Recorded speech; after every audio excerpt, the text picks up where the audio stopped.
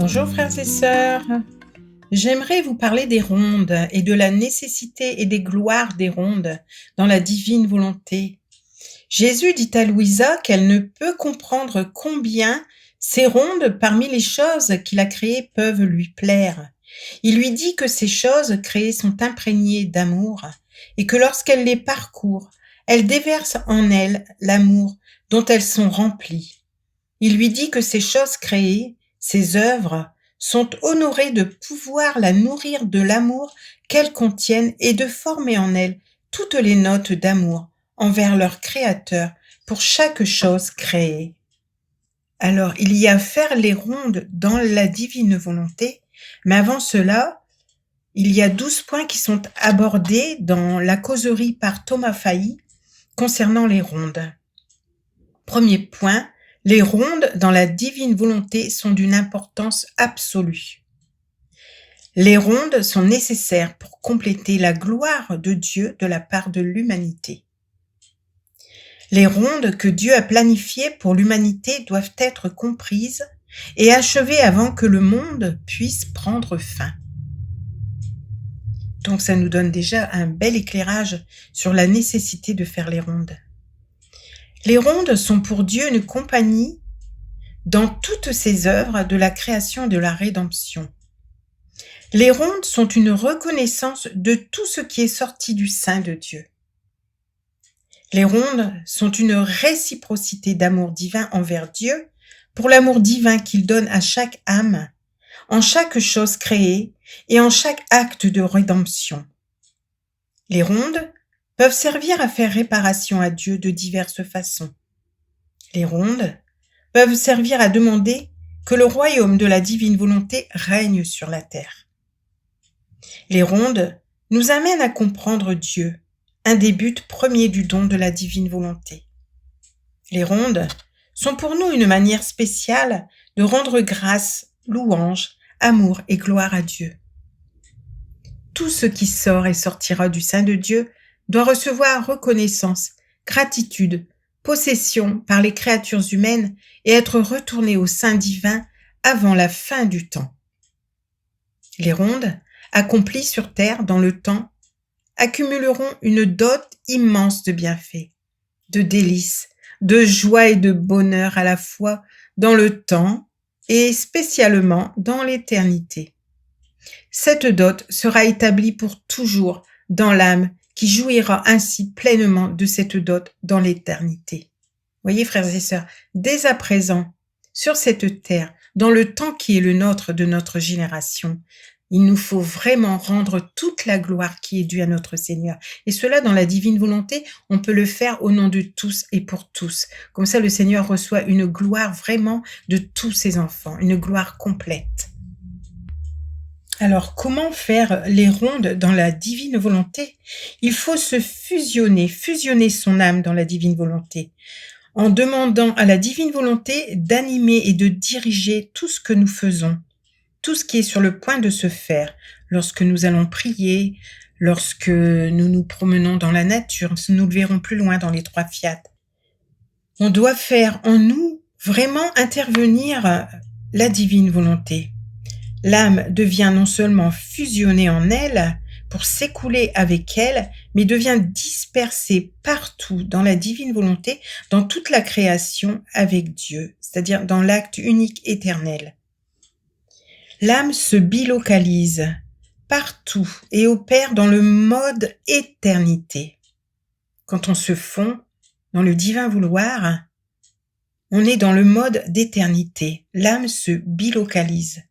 L'intellect de l'âme commence simplement à faire des actes de concentration, les uns après les autres, sur les endroits et les activités où elle est maintenant présente dans le mode éternel de bilocation. Vous vous rendez compte un peu, frères et sœurs? Et la volonté humaine fusionnée avec la divine volonté commence à faire des actes de reconnaissance, de gratitude, de louange, d'amour et de gloire à Dieu en chaque chose, endroit ou activité où son intellect est concentré. On peut dire à toi, puissance et gloire, Seigneur, à toi, honneur et force, à toi, la majesté, Dieu à jamais, au nom de tous et pour tous. En faisant les rondes de reconnaissance, de gratitude, de louange, d'amour et de gloire à Dieu, l'âme se familiarise avec les choses que Dieu a créées ainsi qu'avec son activité dans la rédemption. Après un temps de familiarisation et de possession, l'âme sera armée du droit de commander aux choses créées. On a vu ça nulle part, hein. C'est que dans la divine volonté. Par exemple, l'âme pourrait commander au soleil, aux planètes et aux étoiles, de prier le rosaire en union avec l'âme.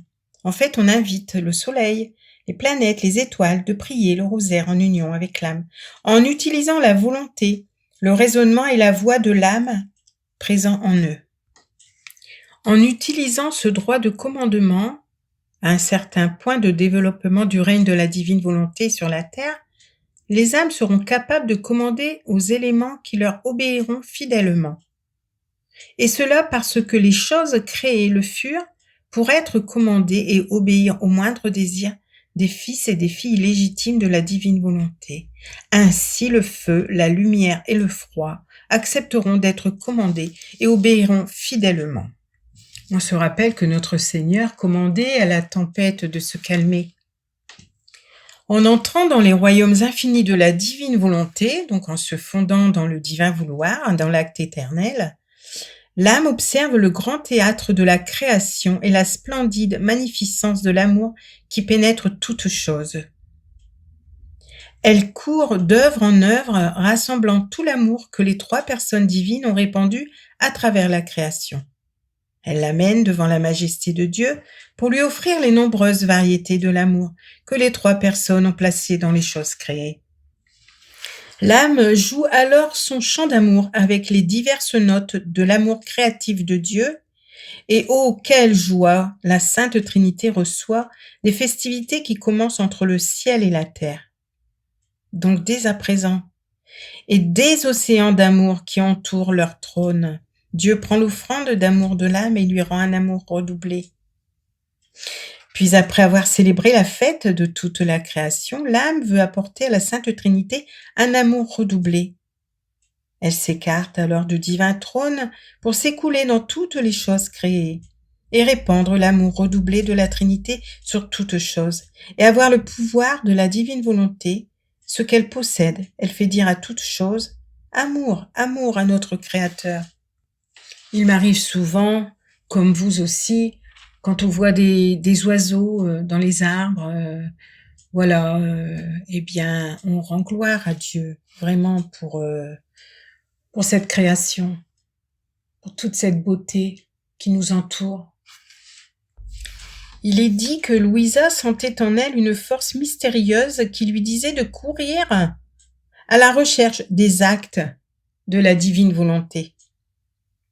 Parce que quand on envoie tout notre amour qui est dû au Seigneur dans la création de tous ces oiseaux, puisque j'ai pris cet exemple, eh bien, ce sont des actes déjà accomplis par la divine volonté, puisque c'est une création.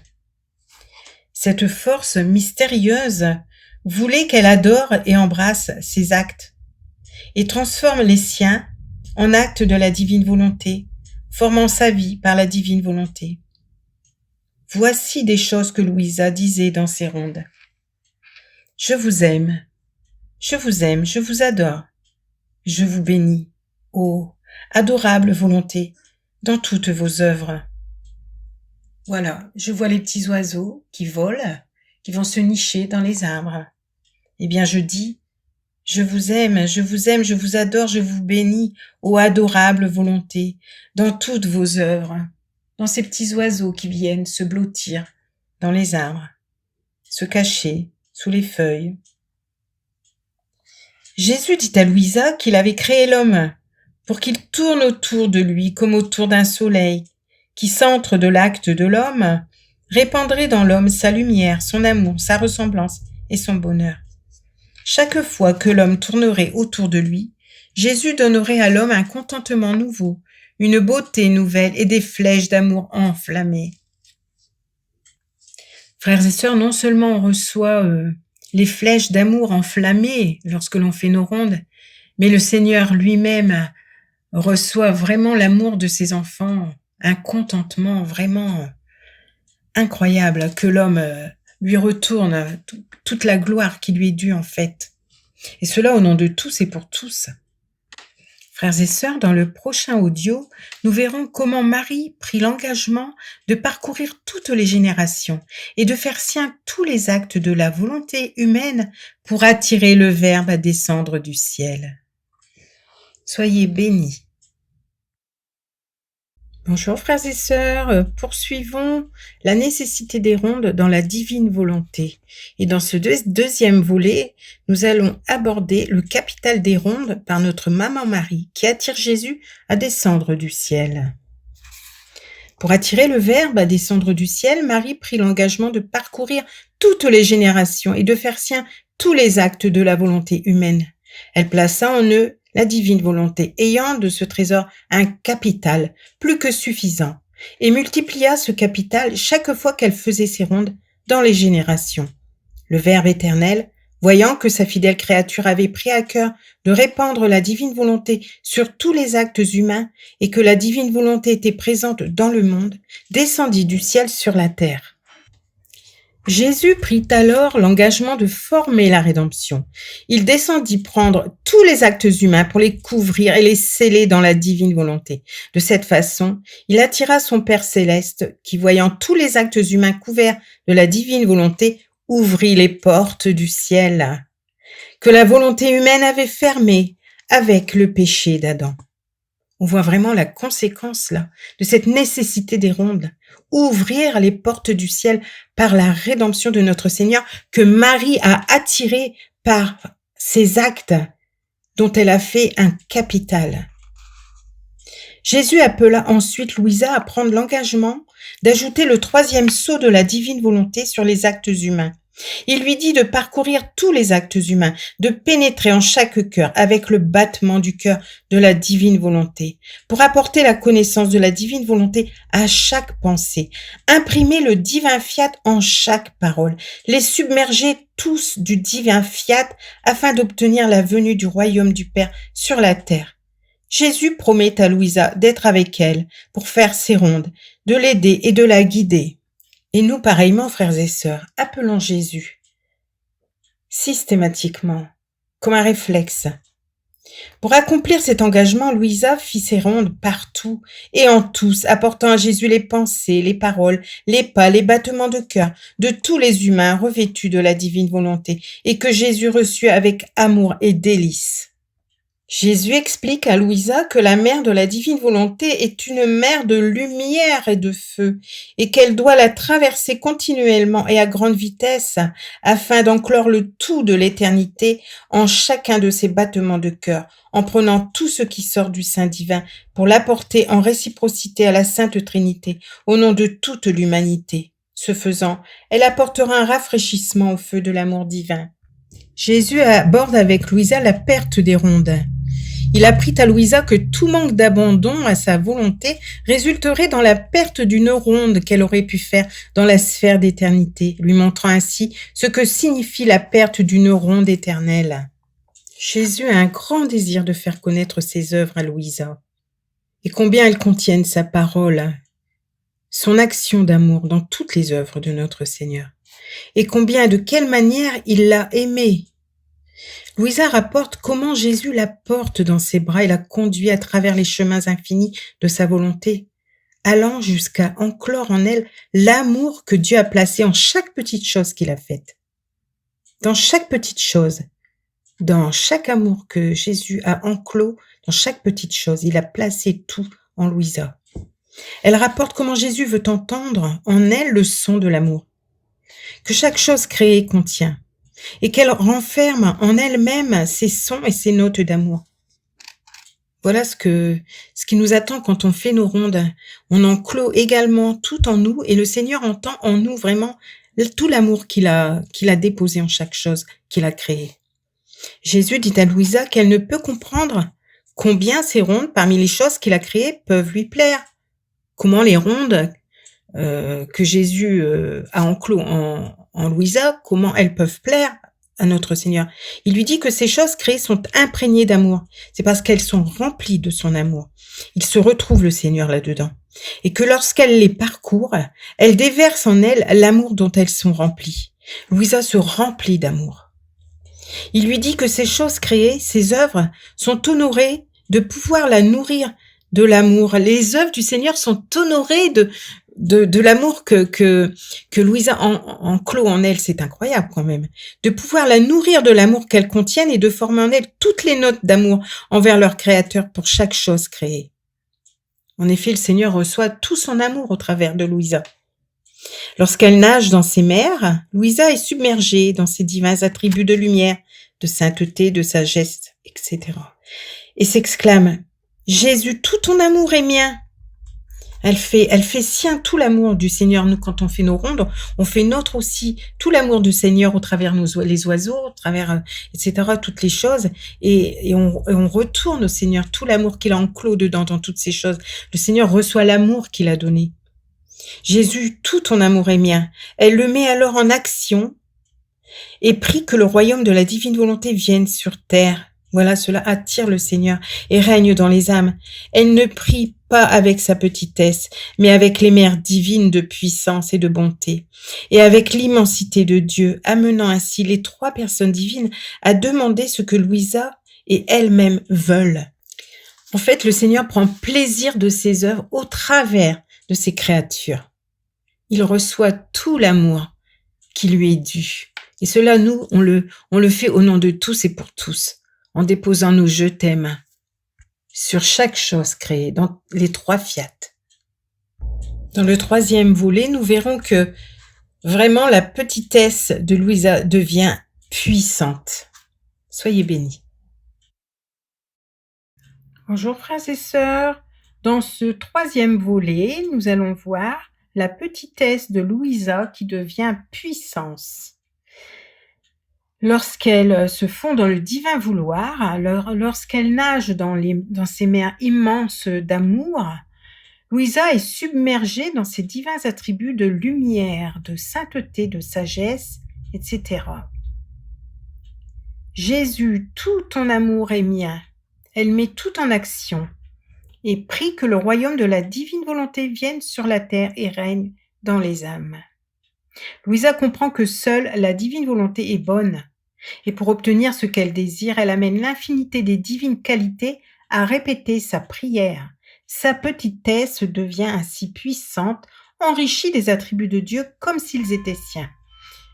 Cela lui confère une beauté si charmante que la Trinité en est ravie et accepte de faire ce que veulent ensemble les trois personnes divines et Louisa. En fait, elle devient l'écho de la Trinité et ne sait plus rien dire ni demander, si ce n'est que la volonté divine se répand dans toutes choses et forme une volonté unique avec toutes les créatures de Dieu. En faisant ces rondes, son esprit s'arrêtait tour à tour aux divers actes de la divine volonté pour admirer soit la beauté, la puissance ou l'immensité ou les autres attributs de la volonté créative dans ses œuvres. Louisa réalise que les qualités divines qui se révèlent à travers toutes les choses créées n'ont qu'un dessein, c'est de donner de l'amour et de se faire connaître. Ces attributs semblaient vouloir la compagnie des créatures et les prendre par la main pour les conduire dans le sein de Dieu d'où provient toute chose. Un jour, alors qu'elle faisait ses rondes dans la divine volonté avec sa volonté humaine perdue en elle, Louisa brûlait du désir de faire sien tous les actes de la divine volonté. Elle voulait pouvoir exercer son empire sur toute chose et avoir en son pouvoir une gloire infinie, un amour éternel, des actes innombrables, distincts chacun les uns des autres et infinis. Elle voulait tout cela afin de pouvoir toujours donner gloire, amour et œuvre à l'être suprême. Elle voulait que tout cela soit digne de la majesté de Dieu. En fait, quand on est touché par l'amour de notre Seigneur, que l'on observe dans sa création, on ne peut que lui rendre toute la gloire qui lui est due. Alors Jésus donne à Louisa une leçon sur la prière. Ma fille bien-aimée, tu dois savoir que lorsqu'une âme prie sans cesse, donc vraiment une prière constante, pour obtenir un bienfait, elle acquiert la capacité de posséder ce bienfait. Et comme elle le possède, elle a aussi le pouvoir de permettre aux autres de le posséder. Prier, c'est comme dépenser de l'argent pour acheter quelque chose de bon que l'on désire. La prière produit l'estime, l'appréciation et l'amour dont on a besoin pour posséder. Et la prière forme le vide dans l'âme où elle pourra contenir la bonne chose qu'elle désire. Sinon, si je veux la lui donner, dit Jésus, elle n'aura pas d'endroit où la conserver. Donc la prière, c'est vraiment la condition première pour obtenir un bien. De plus, tu ne peux me rendre une gloire plus grande qu'en demandant que ma volonté soit connue et règne. C'est ma propre prière, c'est l'aspiration de mon cœur, mon désir ardent. Donc prier, c'est faire une place dans notre âme. Le Seigneur dit, sinon, si je veux la lui donner, elle n'aura pas d'endroit où la conserver. Donc la chose que l'on demande à posséder. Jésus dit un jour à Louisa que chaque chose créée possède en elle la volonté désirée et active de Dieu et que, lorsque l'âme offre à Dieu le ciel, le soleil, les étoiles, les océans, les arbres ou n'importe quoi d'autre, elle offre non pas la chose matérielle, bien entendu, et superficielle des choses que l'on voit, mais la volonté même de Dieu, désirée et active, qui existe en chaque chose créée, que l'on reconnaît, nous, les petits êtres sur la terre, que le Seigneur est créateur de toutes choses et que le fait de reconnaître que le Seigneur est créateur de toutes ces choses, eh bien, le Seigneur reçoit en fait ce qu'il désire recevoir de ses créatures, c'est-à-dire cet amour qu'il a déposé en toutes choses. Et il dit que bien que les choses créées n'aient pas le don de raison, il y a cependant en elle une raison divine et une volonté désirée et active de Dieu qui anime toute chose, puisque Dieu est à l'origine de toute chose. Donc, comme le soleil n'a pas la raison, on va dire, les étoiles, etc., on dépose nos je t'aime, nous, sur toutes ces choses créées, et on retourne l'amour du Seigneur qu'il a mis en ces choses, on les retourne avec notre je t'aime.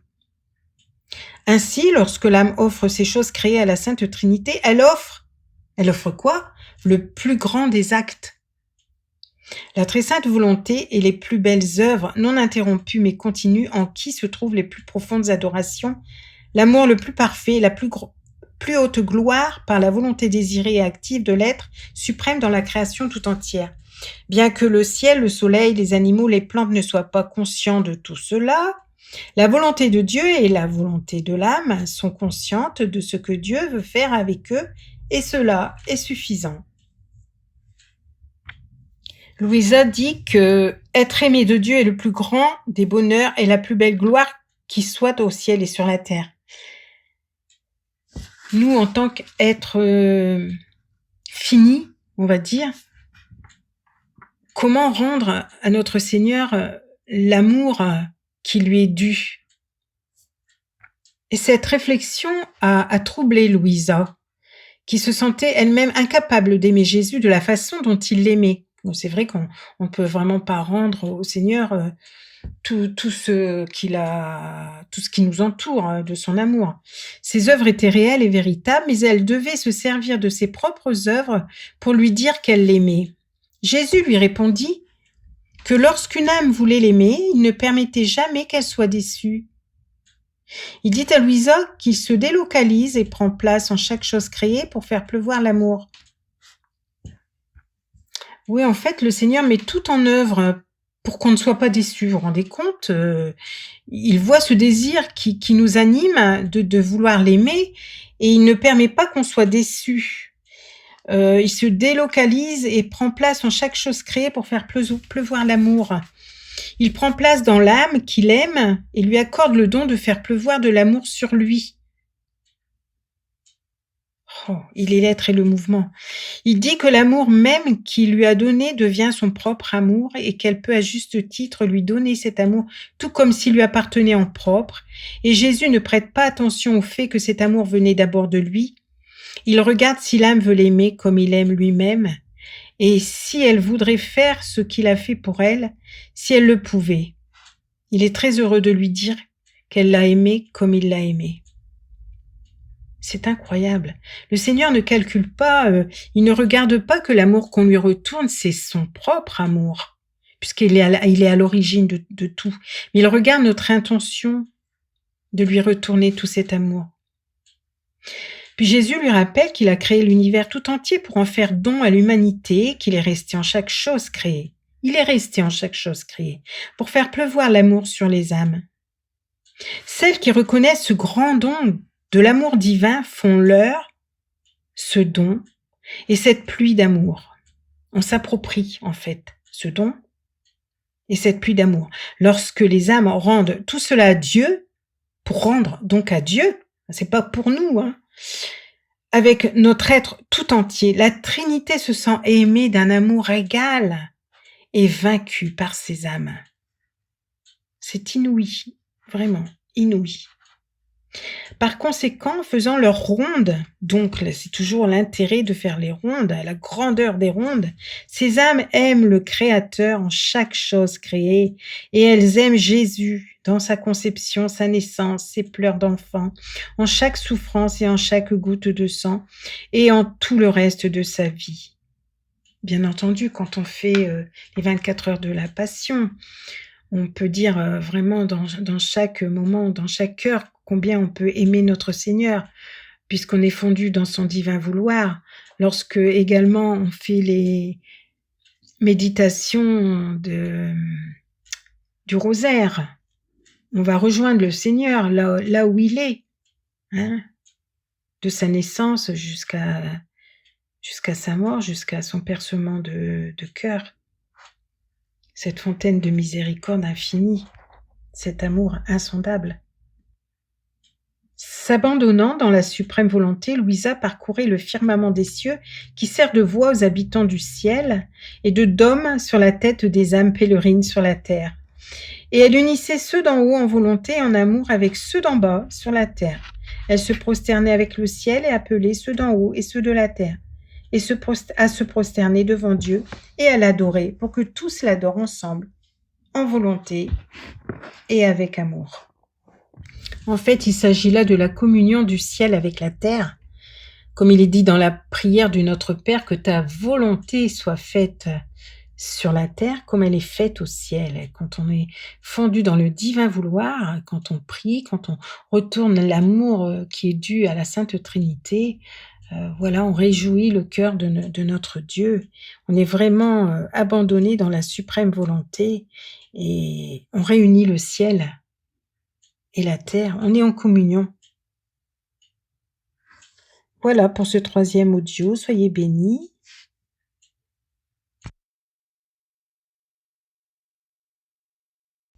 Poursuivons, frères et sœurs, sur la nécessité des rondes dans la divine volonté. Les rondes sont la seconde activité dans la divine volonté, après l'offrande des actes quotidiens et actuels. Jésus dit à Louisa, le premier devoir d'une âme est d'adorer celui qui l'a créée, et que l'action première qui démontre la sainteté est l'action de son devoir, l'accomplissement de son devoir. Il explique que le devoir invoque l'ordre et que cet ordre entraîne l'harmonie entre le Créateur et la créature. L'harmonie entre le Créateur et la créature. Une harmonie de volonté, d'amour, d'imitation, de comportement. Le devoir est la substance de la sainteté, dit Jésus, et il fait remarquer que toute chose créée possède naturellement et porte la marque de l'adoration véritable, de sorte qu'une âme unie à elle, donc aux choses créées, est capable de rendre à Dieu une adoration parfaite. Les rondes représentent un échange d'amour pour toutes les choses. Alors c'est dans la création, dans la rédemption, dans la sanctification. Et le Seigneur nous dit au tome 35 du 12 novembre 1937, « Tu ne peux nous donner une gloire plus grande qu'en suivant nos actes. Donc là, il est question des actes de la création. Tu es alors uni à notre projet lui-même, entrelacé à notre amour que tu embrasses, et nous embrassons le tien pour ne former ainsi qu'un seul amour. Quelle joie, quel bonheur d'avoir avec nous une créature pour nous aimer et nous permettre de faire ce que nous voulons. Nous voulons trouver le « je t'aime » de la créature dans nos œuvres, afin que, l'armant de notre puissance, nous puissions appuyer sur lui nos plus grandes œuvres. On peut dire « Seigneur, nous vous aimons dans votre fiat créateur, et votre amour présent dans les 9 cœurs des saints anges, les 3 archanges connus, les anges gardiens, les saints du ciel, les saintes âmes du purgatoire. Dans chaque être humain, prodige de la puissance créatrice, dans son corps, son être psychique et son être spirituel, incluant les 3 facultés de l'âme, la mémoire, l'intelligence et la volonté, le don de la divine volonté accordé avec tant d'amour à Adam et Ève au début de leur vie. Nous vous aimons, Seigneur, dans le cosmos, le soleil, chacune des milliards d'étoiles, chaque planète, la lune, l'atmosphère de la terre, les beautés du ciel, les nuages, les éclairs, le vent, la pluie, les flocons de neige, le feu, l'air, etc. Les eaux douces, la mer, les fleuves, les cycles d'eau pour arroser la terre, les minéraux, les richesses inouïes du sol, le pétrole, chaque grain de sable, les végétaux, les plantes, les animaux, ainsi de suite. Évoquons les effets des retours d'amour par le « je t'aime » dans la sainte volonté. Tu te demandes ce que « je t'aime » a de spécial pour moi? Ma fille, le « je t'aime » est tout. Le « je t'aime » est amour, vénération, estime, héroïsme, sacrifice et confiance envers celui à qui il est destiné. Il est sa possession. Le « je t'aime » est une courte phrase, mais qui pèse autant que l'éternité. Le « je t'aime » embrasse tout et tous, il se diffuse partout, se contracte, s'élève dans les hauteurs, descend dans les profondeurs, s'imprime partout, ne s'arrête jamais. Tome 17 du 2 août 1925. Son origine est éternelle. Dans le « je t'aime », le Père Céleste m'a engendré et dans le « je t'aime », le Saint-Esprit a opéré. Dans le « je t'aime », l'éternel Fiat a réalisé la création et dans le « je t'aime », j'ai pardonné à l'homme pécheur et je l'ai racheté. Dans le « je t'aime », l'âme trouve tout en Dieu et Dieu trouve tout en l'âme. Le « je t'aime » a une valeur infinie. Il est plein de vie et d'énergie. Il ne se fatigue jamais, il surpasse tout et triomphe de tout. Par conséquent, ce « je t'aime » adressé à moi, je veux le voir sur tes lèvres, dans ton cœur, dans l'envol de tes pensées, dans les gouttes de ton sang, dans tes veines et tes joies, dans la nourriture que tu manges, en tout, mon fiat qui règne dans ta volonté, mais sur ton « je t'aime » le sceau du divin « je t'aime ». Tome 17 du 2 août 1925. Un exemple de prière en hommage au Créateur. Majesté éternelle, je me présente devant toi au nom de toute la famille humaine, du premier homme au dernier, pour t'adorer profondément. À tes pieds, très saints, je dépose l'adoration de tous. Au nom de tous, je te reconnais comme notre Créateur et le Maître absolu de tout. Je t'aime pour tous et chacun. Je te donne un retour d'amour relativement à toutes les choses créées dans lesquelles tu as mis tant d'amour que les créatures ne seront jamais capables de te retourner tout l'amour que tu leur as témoigné. Cependant, dans ta volonté, je trouve cet amour. Et désirant que mon amour et tous mes actes soient parfaits, j'entre dans ta volonté où tout est immense et éternel. Là, je trouve tout l'amour voulu pour te donner amour pour amour. Au nom de tous. Je t'aime pour toutes les étoiles que tu as créées, tous les rayons de lumière et de chaleur que tu as placés dans le soleil, etc. Amen, Fiat. Jésus dit que l'âme qui s'unit aux choses créées par le pouvoir de la divine volonté place toutes choses en adoration et ceci donne à Dieu l'adoration que chaque chose a le devoir de lui rendre, les amène à la Trinité et commence à battre dans le battement du cœur de Dieu et à respirer dans son souffle. Oh, combien sont doux et bienvenus ces battements de cœur et ce souffle dans les nôtres, dit Jésus, au nom de la Trinité. Pour récompenser l'âme, les 3 personnes divines battent dans le cœur de l'âme et respirent dans son souffle.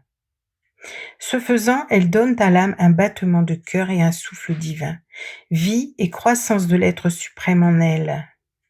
Dans cet échange divin de battements de cœur et de souffle, la créature donne vie à son créateur dans son âme et la liberté de se former lui-même en elle, de la remplir de son amour et de pouvoir lui dire « Cette âme est porteuse de son créateur et me laisse faire ce que je veux. Ce qui est à elle est à moi et ce qui est à moi est à elle. » Cette relation procure une demeure d'amour dans l'âme pour Dieu et elle prend en lui une place d'honneur. Oui, frères et sœurs, vous avez bien entendu, une place d'honneur. Oui, frères et sœurs, réjouissons le cœur de la Sainte Trinité par tous ces retours d'amour, par nos rondes. Soyez bénis.